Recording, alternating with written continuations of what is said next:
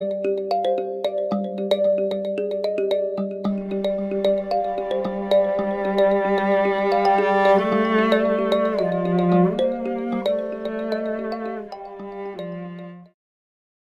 à tous, je voulais faire cette vidéo aujourd'hui concernant l'affaire la nouvelle affaire du terrorisme, du pseudo-terrorisme islamiste en France, et notamment concernant le petit jeune Sid Ahmed Glam. Donc on apprend qu'un attentat terroriste a été déjoué. En fait, c'est assez rocambolesque. On a eu les gars, les frères Kouachi qui allaient braquer une station essence avec un bazooka et des kalachnikovs. On a eu l'abruti qui laisse traîner sa carte d'identité, etc. Et là aujourd'hui on a fait encore mieux, c'est-à-dire qu'on croyait déjà que c'était grave, mais là c'est encore plus grave. On a un gars qui se tire dessus, voire à 2 reprises, puisqu'il a 2 blessures, une au pied, une au genou, et donc c'est même pas un artificier, hein, ça peut arriver à n'importe quel professionnel de se faire exploser dans une bombe technique. Non, c'est juste, il avait juste un flingue, il s'est tiré dessus comme un con et il s'est fait attraper. Il laissait des messages sur Facebook clairement qui expliquaient ce qu'il allait faire, et après on nous dit qu'il avait des clés de cryptage pour pas qu'on sache ce qu'ils se disaient entre eux. Enfin, franchement, du grand n'importe quoi. Alors bon, l'objectif il est simple. J'ai intitulé cette vidéo le terrorisme pour les nuls. Pourquoi? Parce que déjà quand je suis allé chercher dans la série pour les nuls le truc terrorisme, il existe malheureusement ce bouquin, et pire encore, il a été écrit par Alain Bauer. C'est pas une blague, à moins que ça soit de l'humour, mais bon, enfin il est capable, Alain Bauer. J'ai vérifié sur internet, il est capable. Donc terrorisme pour les nuls, tout ça pour parler, bien sûr, les gens vont nous expliquer que c'est pour accentuer la surveillance policière avec la restriction des libertés individuelles, etc. C'est vrai, il y a aussi la volonté de création de guerre civile, hein, clairement, surtout avec le choix des cibles, hein, des églises, mais j'y reviendrai dans 30 secondes. Mais il est essentiel et extrêmement important de faire le lien entre cet acte, et on va dire les 2 actes, les derniers de janvier et celui-là, avec la volonté d'un aggiornamento de l'islam, un Vatican II de l'islam, qui est initié en France par le clown là, Félix Marcard, là, le sniffer là, et toute la clique, hein, les Tariq Ramadan, les Mohamed Bajrafi, les Galeb Benchik et bon, j'y reviendrai en fin de vidéo. Donc ça c'est capital, parce que ça c'est spectaculaire, c'est beaucoup plus ambitieux que de fliquer les gens alors qu'on est tous fliqués. Je sais pas si vous avez remarqué, mais là on est en train de nous dire à chaque fois systématiquement qu'ils ont identifié des gens grâce à leur ADN. Alors moi je voudrais qu'on m'explique comment se fait-il qu'ils ont l'ADN de tout le monde. Voilà, ça c'est une question qu'il faudrait poser quand même, hein. Comment se fait-il qu'ils ont l'ADN du ravisseur de Bérénice, qu'ils ont l'ADN des gars qui ont dormi chez Sid Ahmed Glam? Moi je croyais que l'ADN c'était exclusivement réservé aux criminels et aux pédophiles. Là apparemment tout le monde, on a l'ADN de tout le monde en France, hein. C'est peut-être à cela que vont servir les fichiers Guthrie, hein, le fameux test de Guthrie. Mais bon, ça c'est une autre affaire. Donc je reviens à mon sujet. Donc rapidement, on revient sur le cas de Sid Ahmed Glam. Alors on a eu systématiquement, vous avez vu, hein, il y a toute la clique de ploucs qui viennent dans les médias, Alain Bauer, Gilles Kepel, Frédéric Ancel, toujours les mêmes. En France, 65 millions d'habitants, il y a 7 ou 8 experts qui viennent gloser. C'est tous des sionistes, tous des francs-maçons, tous sans exception, qui viennent gloser et nous expliquer. À chaque fois ils nous balancent leur soupe, hein, ça fait 50 ans qu'ils se plantent, mais ils continuent, c'est pas grave. Donc c'est parti pour un tour, quoi, hein, y a pas de souci. Donc on apprend que le type il voulait donc soi-disant exploser 2 églises. Bon, pourquoi pas. Sauf qu'il y a quelque chose qui cloche. D'abord, pourquoi avoir tué la fameuse Aurélie, la conductrice? On nous dit que c'était pour lui voler son véhicule. Je suis désolé, là où était garée cette conductrice, devant elle et derrière elle et dans le sens opposé, il devait y avoir des centaines de véhicules vides. Depuis quand on est obligé de tuer le propriétaire d'une voiture pour la voler? C'est complètement stupide. Donc ça n'a aucun sens, absolument. En plus, on se fait pas remarquer lorsqu'on veut faire un truc pareil. Le type, il a tué quelqu'un pour rien. Et en plus, il se blesse lui-même. On trouve son sang dans le véhicule de la victime et lui-même qui laisse du sang partout. Il laisse des kalachnikovs dans son véhicule. Enfin, ça n'a ni queue ni tête cette histoire. Mais alors là, ni queue ni tête. En plus, il appelle le SAMU. Le gars, il se blesse par balle, il appelle le SAMU. Appelle le commissariat aussi pour déposer plainte contre lui-même. Abruti. Bon, le choix de l'église est quand même assez hallucinant. Si on veut faire le moins de victimes aujourd'hui possible, c'est malheureux à dire. Moi, ça me plaît pas de le dire. Mais il faut s'attaquer à une église. Il y a qui encore dans les églises aujourd'hui? Il n'y a pas grand monde. Mais il n'y a vraiment pas grand monde puisqu'on est en train de les fermer. On les transforme en restaurants, etc. C'est catastrophique. Donc c'est quoi ce choix d'église là pour terroriser, puisqu'ils veulent terroriser, faire peur, etc. Moi je ferais le choix d'une gare Saint-Charles, d'un TGV Marseille-Paris. Là il y a 1000 personnes qui attendent. Et je vous garantis que vous rentrez, mais tranquille. Il n'y a personne qui vous rentrez à la gare Saint-Charles avec ce que vous voulez. Il n'y a personne qui vous arrête. Hein, ça m'est arrivé 1 milliard de fois, et d'ailleurs je me suis toujours posé la question. En fait, je me suis dit que le terrorisme n'existait pas, parce que s'il existait, il y aurait des attentats avec une très grande facilité. Puis voilà, enfin, moi je rentre avec mes valises de livres, avec mes bagages, il n'y a jamais personne qui m'a fouillé. Et c'est tant mieux d'ailleurs. Vous allez faire quoi? Vous allez fouiller tout le monde? Ça n'a aucun sens. Vous allez faire quoi? Vous allez fouiller systématiquement chaque voyageur. Vous vous rendez compte? C'est invivable et c'est pas jouable. C'est pour ça que le coup de la sécurité des avions n'a ni queue ni tête. Ça n'a absolument ni queue ni tête. Et pire encore, c'est quoi cette histoire d'église? C'est quoi? C'est l'église, c'est le christianisme qui est responsable du désordre des élites maçonniques? Non mais c'est une blague. En plus avec tous les maghrébins qui se retrouvent chez Daesh et compagnie, qui se sont fait embobiner et qui savent via internet que la réalité du complot, hein, que c'est la clique d'Alain Bauer et du Grand Orient, etc. qui sont derrière. Et au lieu d'aller dynamiter une loge, ils vont aller dynamiter une église. C'est une blague? C'est de quoi on parle là? Depuis quand c'est le christianisme qui contrôle la France et qui décide d'envoyer l'armée à droite ou à gauche? Mais c'est pas sérieux tout ça. Hein, par contre, je peux vous assurer aujourd'hui que le président, le premier ministre, d'ailleurs le premier ministre est franc-maçon, le président est franc-maçon, le ministre des armées est franc-maçon, et c'est eux qui envoient depuis maintenant 30, 40, 50 ans la France-Afrique maçonnique, les scandales dénoncés par comment il s'appelle, j'ai oublié son nom, zut, ça va me revenir, bref, l'association Survie, je crois, qui faisait des conférences, qui est décédé aujourd'hui malheureusement, François-Xavier Verschave, qui expliquait l'implication systématique de la franc-maçonnerie dans les marchés truqués, dans le financement et l'armement des dictatures africaines, etc. Tout ça c'est connu de tous. Moi j'en parle depuis presque 10 ans maintenant, tout le monde le sait.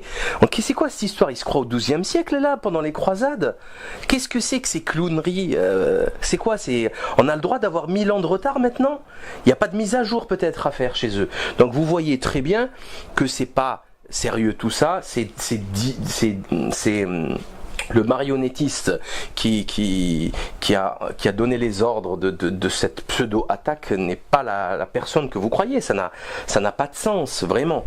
Donc on apprend aussi que le Sidi Ahmed Glam avait une copine. Il avait une copine, une femme divorcée avec 2 enfants, et qu'il allait voir régulièrement tous les week-ends. Donc pour un islamiste radical, c'est assez rigolo, hein. Ça c'est comme les islamistes Kouachi qui vont chez Quick manger du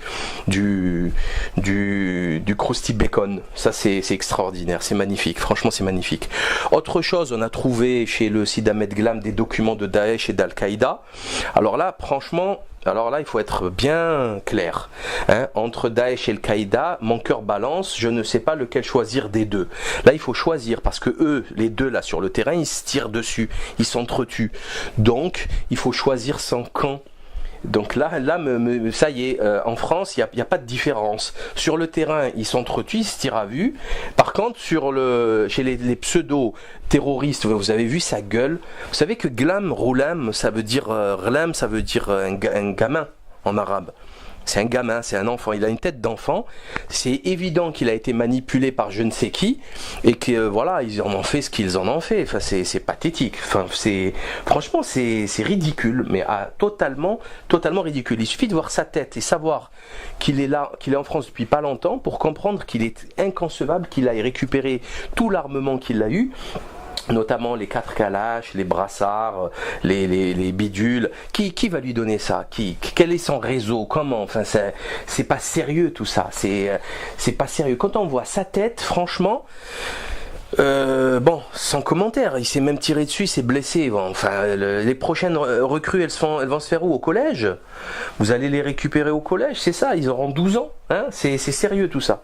Donc bref, nous avons vu, bien sûr, ça tombe très bien avec la loi sur la sécurité intérieure qui est votée actuellement à l'Assemblée pour fliquer tout le monde, pouvoir mettre des micros partout sans passer par le juge, etc. Donc c'est parfait, c'est nickel, ça arrange tout le monde, c'est vrai. Vous avez eu Estrosi qui, avant-hier, dimanche sur France 3, a fait une déclaration ahurissante concernant la 5e colonne islamo-fasciste. Hein, c'est un terme qu'avait déjà utilisé Manolo El Blanco, le raciste qui pensait, enfin qui voyait qu'il y avait qu'il fallait mettre un peu plus de white au marché d'Evry, qui nous sert de Premier ministre, Manu la Tremblote.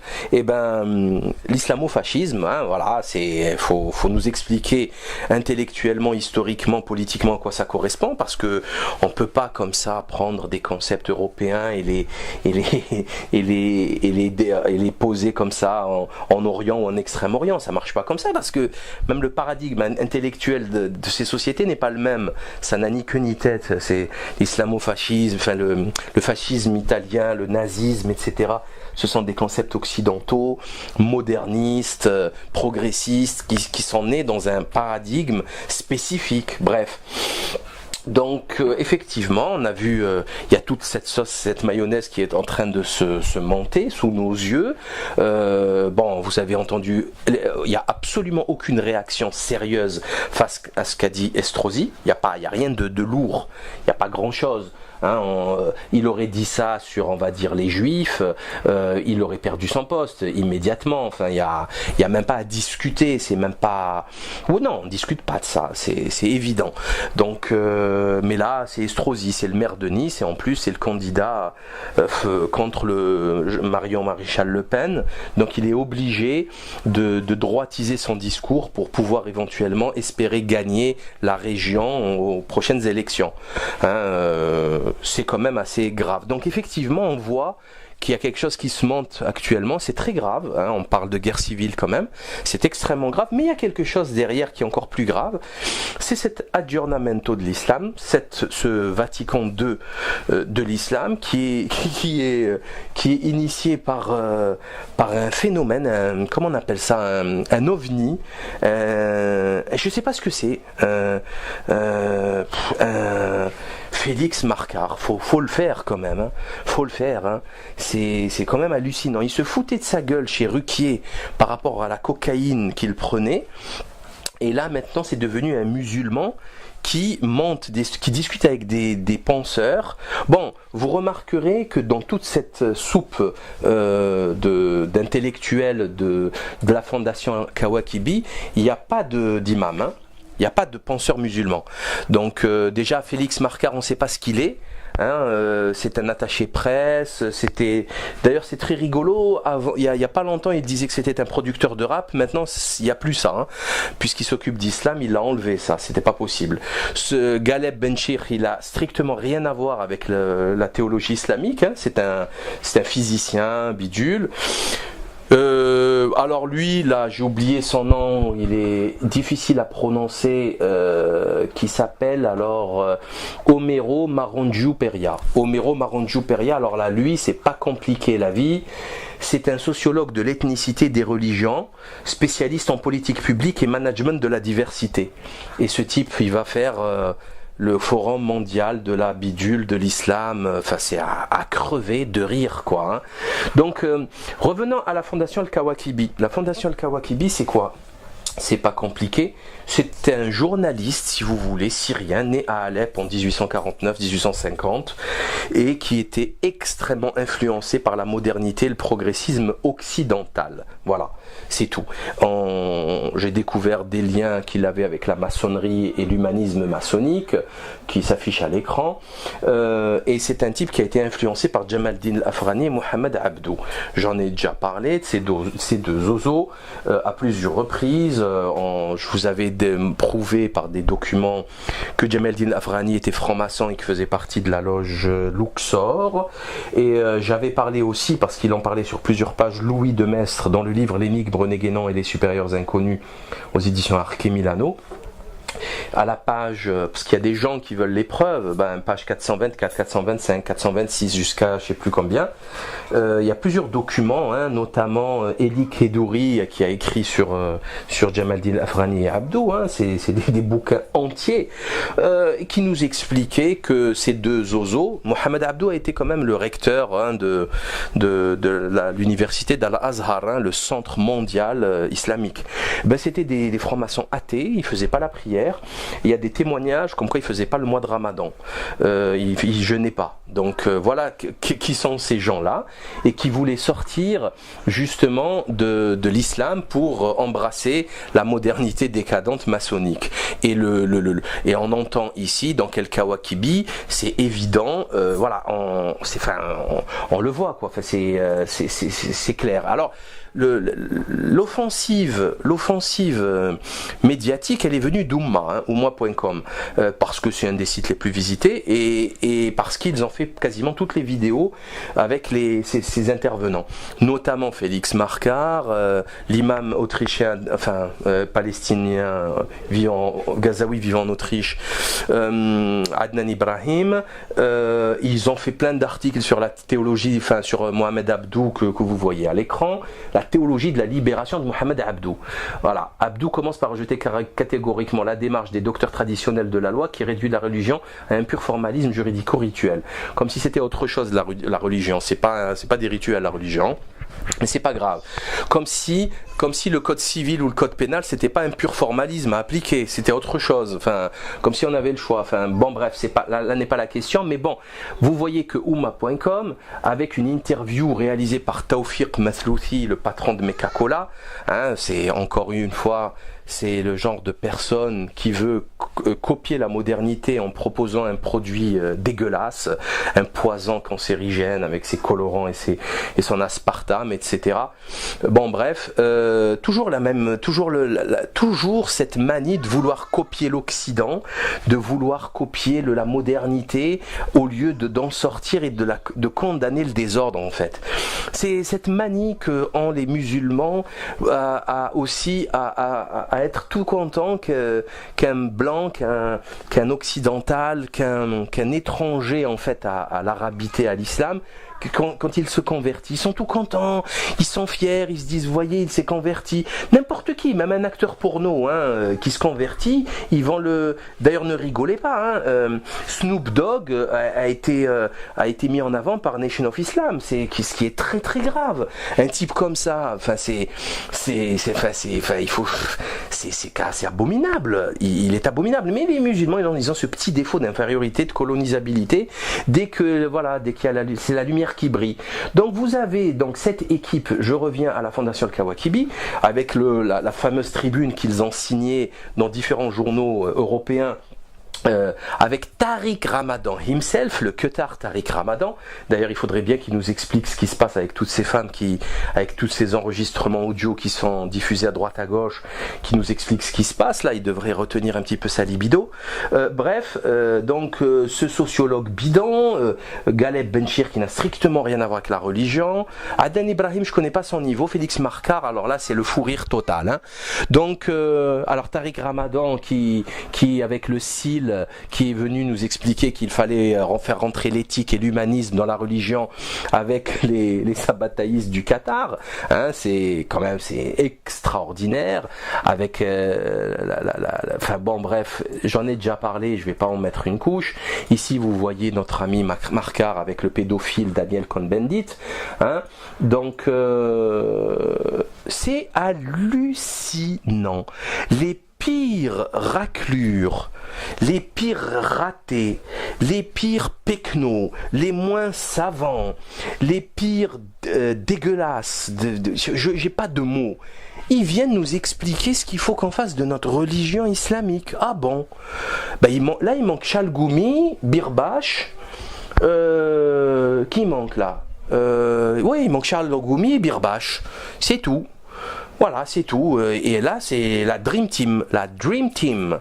C'est n'importe quoi. Ils ont fait un truc. Ils ont lancé la fondation de Kawagibi. Ils ont invité Finkelkraut.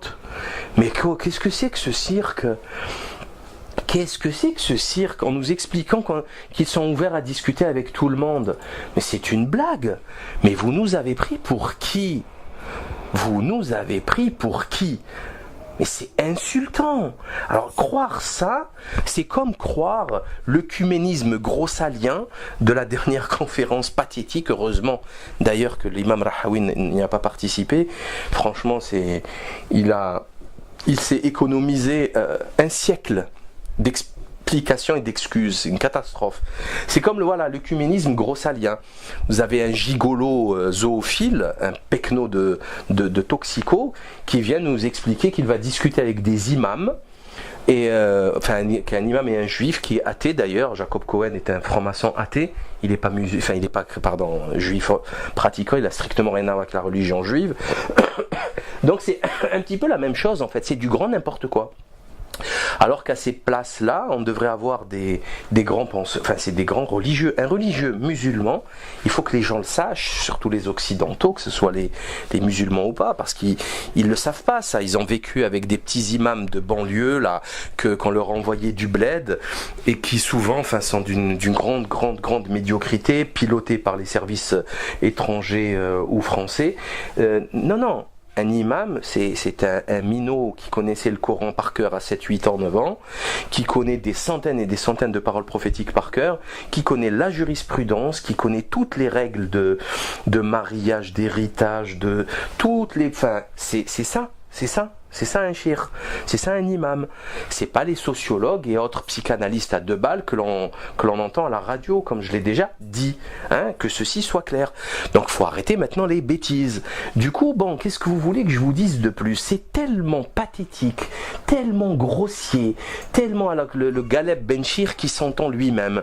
Il parle, il s'entend parler. Quand il parle, on a l'impression qu'il est là pour poser 2-3 nouveaux mots techniques pour effrayer pour impressionner le chaland, quoi. C'est ridicule.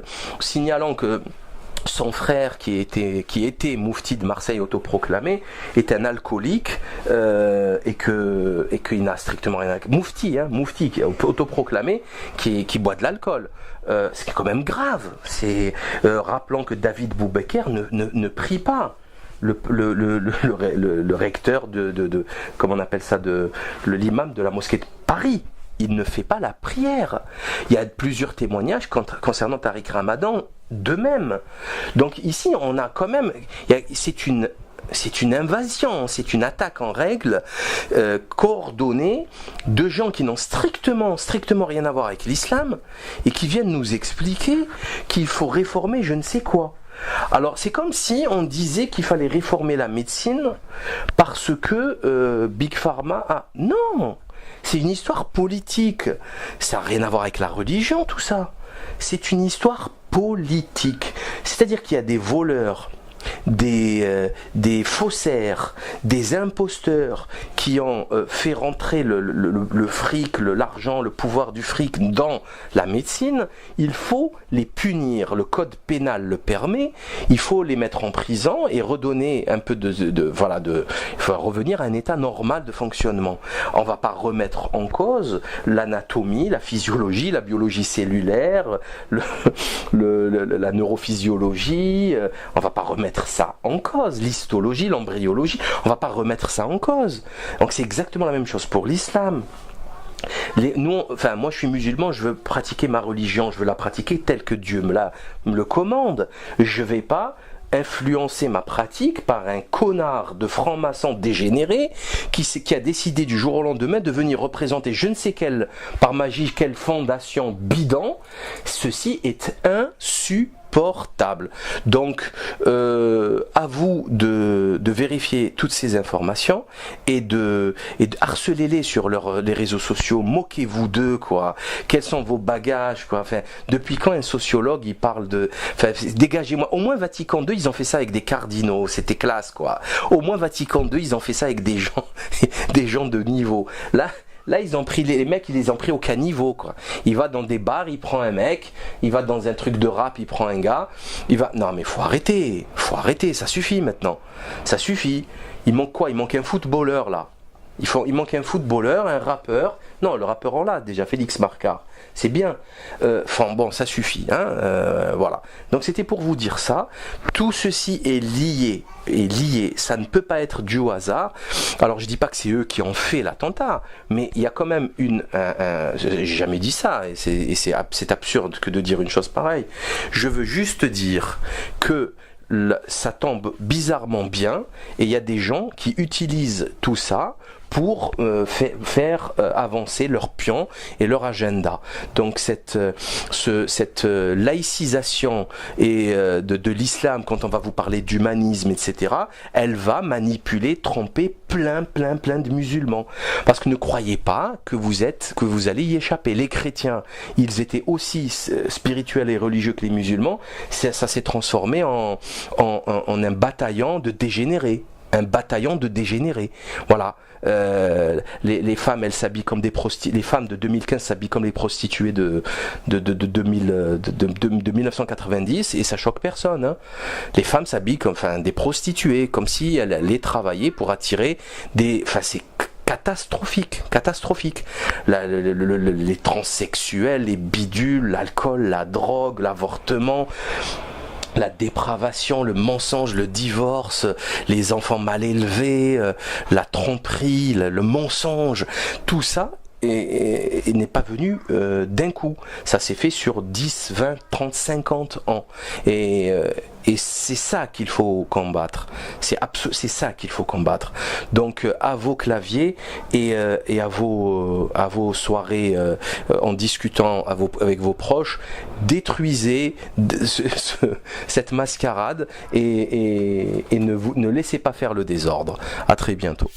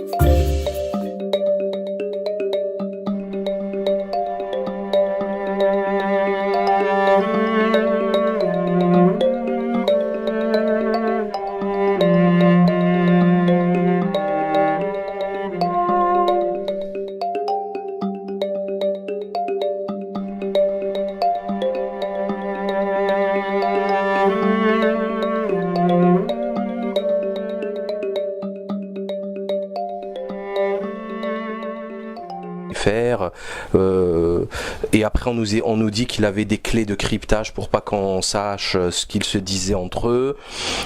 Enfin, franchement, du grand n'importe quoi. Alors bon, l'objectif il est simple. J'ai intitulé cette vidéo le terrorisme pour les nuls. Pourquoi? Parce que déjà quand je suis allé chercher dans la série pour les nuls le truc terrorisme, il existe malheureusement ce bouquin, et pire encore il a été écrit par Alain Bauer, c'est pas une blague, à moins que ça soit de l'humour, mais bon, enfin il est capable, Alain Bauer, j'ai vérifié sur internet, il est capable. Donc terrorisme pour les nuls, tout ça pour parler bien sûr, les gens vont nous expliquer que c'est pour accentuer la surveillance policière avec la restriction des libertés individuelles, etc. C'est vrai, il y a aussi la volonté de création de guerre civile, hein, clairement, surtout avec le choix des cibles, hein, des églises, mais j'y reviendrai dans 30 secondes, mais il est essentiel et extrêmement important de faire le lien entre cet acte, et on va dire les deux actes, les derniers de janvier et celui-là, avec la volonté d'un aggiornamento de l'islam, un Vatican II de l'islam, qui est initié en France par le clown là, Félix Marcard, là, le sniffer là, et toute la clique, hein, les Tariq Ramadan, les Mohamed Bajrafi, les Galeb Benchik et bon, j'y reviendrai en fin de vidéo. Donc ça c'est capital, parce que ça c'est spectaculaire, c'est beaucoup plus ambitieux que de fliquer les gens alors qu'on est tous fliqués. Je sais pas si vous avez remarqué, mais là on est en train de nous dire à chaque fois systématiquement qu'ils ont identifié des gens grâce à leur ADN. Alors moi je voudrais qu'on m'explique comment se fait-il qu'ils ont l'ADN de tout le monde. Voilà, ça c'est une question qu'il faudrait poser quand même, hein. Comment se fait-il qu'ils ont l'ADN du ravisseur de Bérénice, qu'ils ont l'ADN des gars qui ont dormi chez Sid Ahmed Glam? Moi je croyais que l'ADN c'était exclusivement réservé aux criminels et aux pédophiles. Là apparemment tout le monde, on a l'ADN de tout le monde en France, hein. C'est peut-être à cela que vont servir les fichiers Guthrie, hein, le fameux test de Guthrie. Mais bon, ça c'est une autre affaire. Donc je reviens à mon sujet.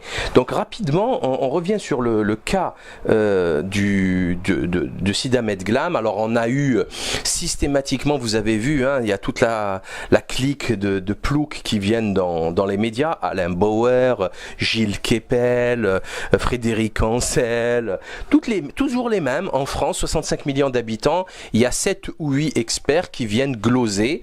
C'est tous des sionistes, tous des francs-maçons. On est en train de les fermés, on les transforme en restaurants, etc. C'est catastrophique. Donc c'est quoi ce choix d'église là pour terroriser, puisqu'ils veulent terroriser, faire peur, etc. Moi je ferais le choix d'une gare Saint-Charles, d'un TGV Marseille-Paris.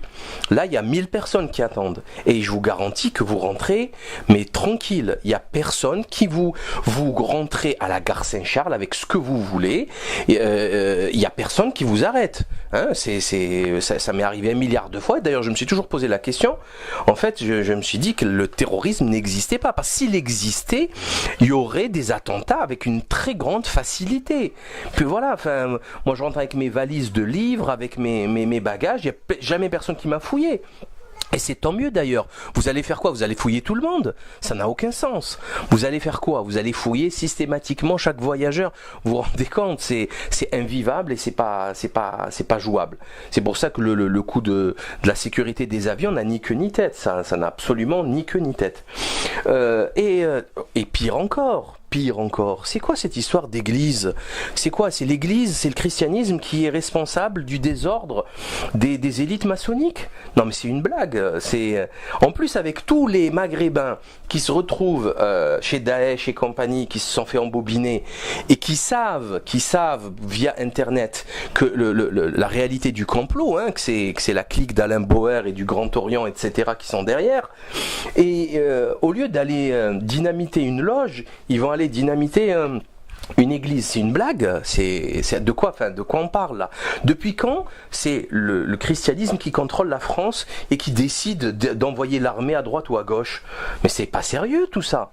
Hein, par contre, je peux vous assurer aujourd'hui que le président, le premier ministre, d'ailleurs le premier ministre est franc-maçon, le président est franc-maçon, le ministre des armées est franc-maçon, et c'est eux qui envoient depuis maintenant 30, 40, 50 ans la France-Afrique maçonnique, les scandales dénoncés par Comment il s'appelle, j'ai oublié son nom, zut, ça va me revenir, bref, l'association Survie, je crois, qui faisait des conférences, qui est décédé aujourd'hui malheureusement, François-Xavier Verschave, qui expliquait l'implication systématique de la franc-maçonnerie dans les marchés truqués, dans le financement et l'armement des dictatures africaines, etc. Tout ça, c'est connu de tous. Moi j'en parle depuis presque 10 ans maintenant, tout le monde le sait. Donc c'est quoi cette histoire? Il se croit au XIIe siècle là, pendant les croisades? Qu'est-ce que c'est que ces clowneries? C'est quoi? On a le droit d'avoir 1000 ans de retard maintenant? Il n'y a pas de mise à jour peut-être à faire chez eux. Donc vous voyez très bien que c'est pas sérieux tout ça, c'est le marionnettiste. Bien sûr, les gens vont nous expliquer que c'est pour accentuer la surveillance policière avec la restriction des libertés individuelles, etc. C'est vrai. Il y a aussi la volonté de création de guerre civile, hein, clairement, surtout avec le choix des cibles, hein, des églises. Mais j'y reviendrai dans 30 secondes. Mais il est essentiel et extrêmement important de faire le lien entre cet acte et, on va dire, les deux actes, les derniers de janvier et celui-là, avec la volonté d'un aggiornamento de l'islam, un Vatican II de l'islam, qui est initié en France par le clown là, Félix Marcard, là, le sniffer là, et toute la clique, hein, les Tariq Ramadan, les Mohamed Bajrafi, les Galeb Benchik et bon, j'y reviendrai en fin de vidéo. Donc ça, c'est capital, parce que ça, c'est spectaculaire. C'est beaucoup plus ambitieux que de fliquer les gens alors qu'on est tous fliqués. Je ne sais pas si vous avez remarqué, mais là, on est en train de nous dire à chaque fois systématiquement qu'ils ont identifié des gens grâce à leur ADN. Alors moi, je voudrais qu'on m'explique comment se fait-il qu'ils ont l'ADN de tout le monde. Voilà, ça, c'est une question qu'il faudrait poser quand même, hein. Comment se fait-il qu'ils ont l'ADN du ravisseur de Bérénice, qu'ils ont l'ADN des gars qui ont dormi chez Sid Ahmed Glam? Moi, je croyais que l'ADN, c'était exclusivement réservé aux criminels et aux pédophiles. Là, apparemment, tout le monde, on a l'ADN de tout le monde en France, hein. C'est peut-être à cela que vont servir les fichiers Guthrie, hein, le fameux test de Guthrie. Mais bon, ça, c'est une autre affaire. Donc je reviens à mon sujet. Donc rapidement, on revient sur le cas de Sid Ahmed Glam. Alors on a eu systématiquement, vous avez vu, hein, il y a toute la clique de ploucs qui viennent dans les médias. Alain Bauer, Gilles Kepel, Frédéric Ancel, toujours les mêmes. En France, 65 millions d'habitants, il y a 7 ou 8 experts qui viennent gloser. C'est tous des sionistes, tous des francs-maçons, tous sans exception, qui viennent gloser et nous expliquer. À chaque fois, ils nous balancent leur soupe, hein, ça fait 50 ans qu'ils se plantent, mais qu'ils continuent, c'est pas grave. Donc c'est parti pour un tour, quoi, il n'y a pas de souci. Donc on apprend que le type, il voulait donc soi-disant exploser deux églises. Bon, pourquoi pas? Sauf qu'il y a quelque chose qui cloche. D'abord, pourquoi avoir tué la fameuse Aurélie, la conductrice? On nous dit que c'était pour lui voler son véhicule. Je suis désolé, là où était garée cette conductrice, devant elle et derrière elle et dans le sens opposé, il devait y avoir des centaines de véhicules, le fameux test de Guthrie. Mais bon, ça c'est une autre affaire. Donc je reviens à mon sujet. Donc rapidement, on revient sur le cas de Sid Ahmed Glam. Alors on a eu systématiquement, vous avez vu, hein, il y a toute la clique de ploucs qui viennent dans les médias. Alain Bauer, Gilles Kepel, Frédéric Ancel, toujours les mêmes. En France, 65 millions d'habitants, il y a 7 ou 8 experts qui viennent gloser. C'est tous des sionistes, tous des francs-maçons, tous sans exception, qui viennent gloser et nous expliquer. À chaque fois, ils nous balancent leur soupe, hein, ça fait 50 ans qu'ils se plantent, mais qu'ils continuent, c'est pas grave. Donc c'est parti pour un tour, quoi, il n'y a pas de souci. Donc on apprend que le type, il voulait donc soi-disant exploser deux églises. Bon, pourquoi pas? Sauf qu'il y a quelque chose qui cloche. D'abord, pourquoi avoir tué la fameuse Aurélie, la conductrice? On nous dit que c'était pour lui voler son véhicule.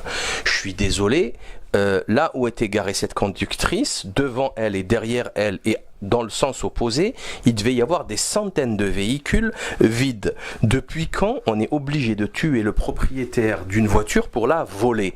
C'est complètement stupide. Donc ça n'a aucun sens, absolument. En plus, on se fait pas remarquer lorsqu'on veut faire un truc pareil. Le type, il a tué quelqu'un pour rien. Et en plus, il se blesse lui-même.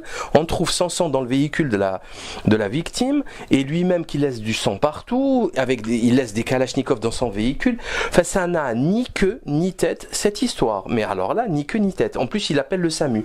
Le gars, il se blesse par balle, il appelle le SAMU. Appelle le commissariat aussi pour déposer plainte contre lui-même. Abruti. Bon, le choix de l'église est quand même assez hallucinant. Si on veut faire le moins de victimes aujourd'hui possible, c'est malheureux à dire. Moi, ça me plaît pas de le dire. Mais il faut s'attaquer à une église. Il y a qui encore dans les églises aujourd'hui? Il n'y a pas grand monde. Mais il n'y a vraiment pas grand monde puisqu'on est en train de les fermer. On les transforme en restaurants, etc. C'est catastrophique. Donc c'est quoi ce choix d'église là pour terroriser, puisqu'ils veulent terroriser, faire peur, etc. Moi je ferais le choix d'une gare Saint-Charles, d'un TGV Marseille-Paris. Là il y a 1000 personnes qui attendent. Et je vous garantis que vous rentrez, mais tranquille. Il n'y a personne qui vous rentrez à la gare Saint-Charles avec ce que vous voulez. Il n'y a personne qui vous arrête. Hein, ça m'est arrivé 1 milliard de fois, et d'ailleurs je me suis toujours posé la question. En fait je me suis dit que le terrorisme n'existait pas, parce que s'il existait, il y aurait des attentats avec une très grande facilité. Puis voilà, enfin, moi je rentre avec mes valises de livres, avec mes bagages, il n'y a jamais personne qui m'a fouillé. Et c'est tant mieux d'ailleurs. Vous allez faire quoi? Vous allez fouiller tout le monde? Mais tranquille, il n'y a personne qui vous rentrez à la gare Saint-Charles avec ce que vous voulez. Il n'y a personne qui vous arrête. Hein, ça m'est arrivé 1 milliard de fois. Et d'ailleurs, je me suis toujours posé la question. En fait, je me suis dit que le terrorisme n'existait pas. Parce que s'il existait, il y aurait des attentats avec une très grande facilité. Puis voilà, enfin, moi je rentre avec mes valises de livres, avec mes bagages. Il n'y a jamais personne qui m'a fouillé. Et c'est tant mieux d'ailleurs. Vous allez faire quoi? Vous allez fouiller tout le monde? Ça n'a aucun sens. Vous allez faire quoi? Vous allez fouiller systématiquement chaque voyageur. Vous vous rendez compte? C'est invivable et c'est pas jouable. C'est pour ça que le coup de la sécurité des avions n'a ni queue ni tête. Ça n'a absolument ni queue ni tête. Et pire encore, c'est quoi cette histoire d'église? C'est quoi? C'est l'église, c'est le christianisme qui est responsable du désordre des élites maçonniques? Non mais c'est une blague. En plus avec tous les maghrébins qui se retrouvent chez Daesh et compagnie, qui se sont fait embobiner et qui savent via internet que la réalité du complot, hein, que c'est la clique d'Alain Bauer et du Grand Orient, etc. qui sont derrière. Et au lieu d'aller dynamiter une loge, ils vont aller dynamiter une église. C'est une blague? C'est de quoi on parle là? Depuis quand c'est le christianisme qui contrôle la France et qui décide d'envoyer l'armée à droite ou à gauche? Mais c'est pas sérieux tout ça. Hein, par contre, je peux vous assurer aujourd'hui que le président, le premier ministre, d'ailleurs le premier ministre est franc-maçon, le président est franc-maçon, le ministre des armées est franc-maçon, et c'est eux qui envoient depuis maintenant 30, 40, 50 ans la France-Afrique maçonnique, les scandales dénoncés par comment il s'appelle, j'ai oublié son nom, zut, ça va me revenir, bref, l'association Survie, je crois, qui faisait des conférences, qui est décédé aujourd'hui malheureusement, François-Xavier Verschave, qui expliquait l'implication systématique de la franc-maçonnerie dans les marchés truqués, dans le financement et l'armement des dictatures africaines, etc. Tout ça c'est connu de tous. Moi j'en parle depuis presque 10 ans maintenant, tout le monde le sait. Ok, c'est quoi cette histoire? Il se croit au XIIe siècle là, pendant les croisades? Qu'est-ce que c'est que ces clowneries? C'est quoi? On a le droit d'avoir 1000 ans de retard maintenant? Il n'y a pas de mise à jour peut-être à faire chez eux. Donc vous voyez très bien que c'est pas sérieux tout ça. C'est le marionnettiste qui a donné les ordres de cette pseudo-attaque n'est pas la personne que vous croyez. Ça n'a pas de sens, vraiment. Donc on apprend aussi que le Sidi Ahmed Glam avait une copine. Il avait une copine, une femme divorcée avec 2 enfants, et qu'il allait voir régulièrement, surtout avec le choix des cibles, hein, des églises. Mais j'y reviendrai dans 30 secondes. Mais il est essentiel et extrêmement important de faire le lien lien entre cet acte, et on va dire les deux actes, les derniers de janvier et celui-là, avec la volonté d'un aggiornamento de l'islam, un Vatican II de l'islam, qui est initié en France par le clown là, Félix Marcard, là, le sniffer là, et toute la clique, hein, les Tariq Ramadan, les Mohamed Bajrafi, les Galeb Benchik et bon, j'y reviendrai en fin de vidéo. Donc ça, c'est capital, parce que ça, c'est spectaculaire. C'est beaucoup plus ambitieux que de fliquer les gens alors qu'on est tous fliqués. Je sais pas si vous avez remarqué, mais là, on est en train de nous dire à chaque fois systématiquement qu'ils ont identifié des gens grâce à leur ADN. Alors moi, je voudrais qu'on m'explique comment se fait-il qu'ils ont l'ADN de tout le monde. Voilà, ça, c'est une question qu'il faudrait poser quand même, hein. Comment se fait-il qu'ils ont l'ADN du ravisseur de Bérénice, qu'ils ont l'ADN des gars qui ont dormi chez Sid Ahmed Glam? Moi, je croyais que l'ADN, c'était exclusivement réservé aux criminels et aux pédophiles. Là, apparemment, tout le monde, on a l'ADN de tout le monde en France, hein. C'est peut-être à cela que vont servir les fichiers Guthrie, hein, le fameux test de Guthrie. Mais bon, ça, c'est une autre affaire. Donc je reviens à mon sujet. Donc rapidement, on revient sur le cas de Sid Ahmed Glam. Alors on a eu systématiquement, vous avez vu, hein, il y a toute la clique de ploucs qui viennent dans les médias. Alain Bauer, Gilles Kepel, Frédéric Ancel, toujours les mêmes. En France, 65 millions d'habitants, il y a 7 ou 8 experts qui viennent gloser. C'est tous des sionistes, tous des francs-maçons, tous sans exception, qui viennent gloser et nous expliquer à chaque fois, ils nous balancent leur soupe, hein, ça fait 50 ans qu'ils se plantent, mais qu'ils continuent, c'est pas grave. Donc c'est parti pour un tour, quoi, il hein, y a pas de souci. Donc on apprend que le type, il voulait donc soi-disant exploser deux églises. Bon, pourquoi pas? Sauf qu'il y a quelque chose qui cloche. D'abord, pourquoi avoir tué la fameuse Aurélie, la conductrice? On nous dit que c'était pour lui voler son véhicule. Je suis désolé, là où était garée cette conductrice, devant elle et derrière elle et dans le sens opposé, il devait y avoir des centaines de véhicules vides. Depuis quand on est obligé de tuer le propriétaire d'une voiture pour la voler? C'est complètement stupide. Donc ça n'a aucun sens, absolument. En plus, on se fait pas remarquer lorsqu'on veut faire un truc pareil. Le type, il a tué quelqu'un pour rien. Et en plus, il se blesse lui-même. On trouve son sang dans le véhicule. Maintenant, ça suffit. Il manque quoi? Il manque un footballeur là. Il manque un footballeur, un rappeur. Non, le rappeur en l'a déjà, Félix Marcard. C'est bien. Enfin bon, ça suffit. Hein, voilà. Donc c'était pour vous dire ça. Tout ceci est lié. Ça ne peut pas être dû au hasard. Alors je dis pas que c'est eux qui ont fait l'attentat, mais il y a quand même j'ai jamais dit ça, et c'est absurde que de dire une chose pareille. Je veux juste dire que ça tombe bizarrement bien, et il y a des gens qui utilisent tout ça pour faire avancer leur pion et leur agenda. Donc cette laïcisation de l'islam, quand on va vous parler d'humanisme, etc., elle va manipuler, tromper plein de musulmans. Parce que ne croyez pas que vous allez y échapper. Les chrétiens, ils étaient aussi spirituels et religieux que les musulmans. Ça s'est transformé en un bataillon de dégénérés. Voilà. Les femmes, elles s'habillent comme des prostituées. Les femmes de 2015 s'habillent comme les prostituées de 1990, et ça choque personne. Hein. Les femmes s'habillent comme des prostituées, comme si elles allaient travailler pour attirer des. Enfin, c'est catastrophique.